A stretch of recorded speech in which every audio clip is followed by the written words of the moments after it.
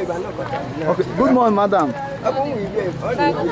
Morning. What is your name? My name is Washi. My name is Ngozi Washi Ibe.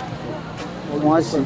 Ngozi Washi Ibe. You are welcome. Obu bo yin ho adigi maka onwa gi. Ọma.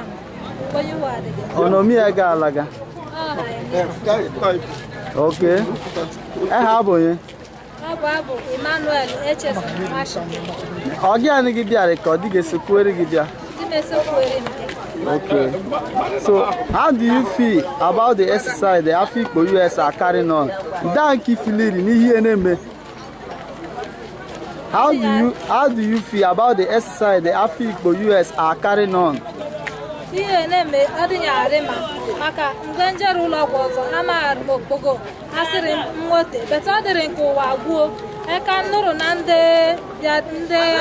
ibo nke anyị tụna ali bekee ni bịara na ibie ọgansị m na eje na ihe national ọgwụ anyị na-abịa ada na-ekwe na anyị anyị jijezi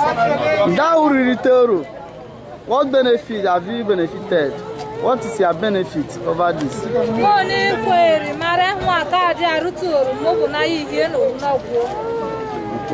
What can you tell the whole world concerning this charitable work?